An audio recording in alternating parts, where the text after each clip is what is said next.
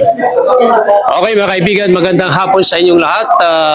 Kung saan ay nagkaroon ng press conference dito sa Balagtas Hall, dito sa lalawigan ng Bulacan, kung saan ay isa na namang napakagandang accomplishment ang ginawa ng Bulacan PNP sa pamumuno ni Police Colonel Angel Garciliano, kung saan nahuli ang isa na naman sa mga suspect na ito isang dating pulis.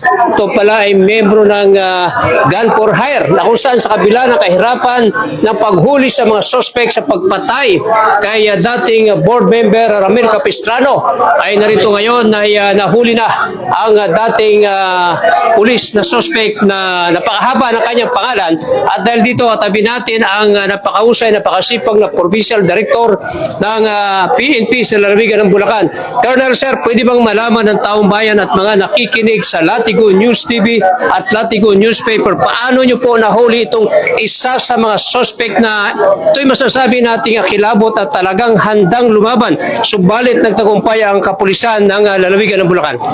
Well, maraming salamat po sa opportunity po na may paliwanag natin at ma-inform natin yung ating mga kababayan. Higil na po sa pagka-aresto sa isang sa mga suspect sa pagpatay kay Bukal Ramil Capistrano. And yun nga po, ito pong suspect na to, si Ulysses Pascual, ay dati nga pong pulisya. Pero siya po ay na-dismiss na sa serbisyo.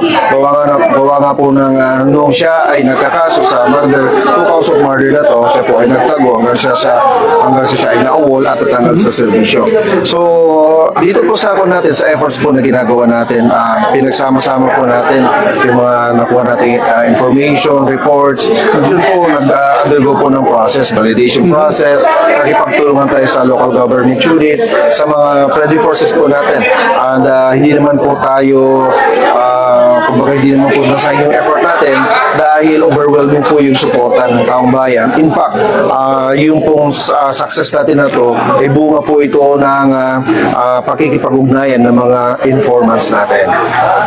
Colonel Garciliano, Sir, nabanggit nyo po na ito'y gun for hire, itong mga sindikato na ito na pumaslang kay board member Ramil Capistrano at sa kanyang driver. Sa kasalukuyan ba ay patuloy pa ba ninyong tinutugis ang iba pang mga suspect at kayo ba ay nakahandang lasagin ang gun for hire na ito na kinabibilangan itong dating pulis na yung nahuli ito madaling araw? Yes, we will be the one na magdi-dismantle ito. We will make sure po na mabubuog ito dahil nga po ito pong nahuli natin ngayon, ito po yung kanilang leader. Wow. Ito po yung kanilang pinuno na sadyang nagtatakda ng kanilang mga gawain, yung plano at saka lahat ng kanilang mga ginagawang hindi maganda. Ito po yung mayroon pong alam at utak. Siya po yung behind the execution and behind the perpetration ng murder cases na to. So malaki pong kumbaga malaking kapilayan sa kanila to. Kumbaga it is painful on the part na yung leader nila ay nahuli na natin.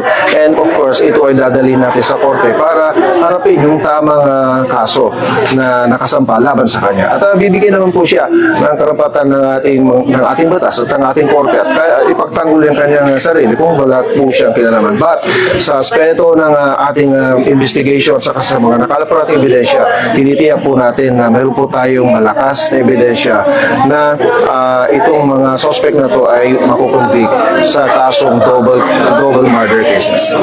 Okay mga kaibigan, yan po isa na namang kahangahangan tagumpay ng PNP sa paghuli sa isa sa mga suspect at leader ng gun for hire dito sa lalawigan ng Bulacan at iba pang area sa Region 3. Kung kaya't pinasasalamatan ng Bulakenyo si PNP Police Colonel Angel Garciliano, ang Provincial Director ng lalawigan ng Bulacan. Kasama natin ang mahusay na Provincial Director.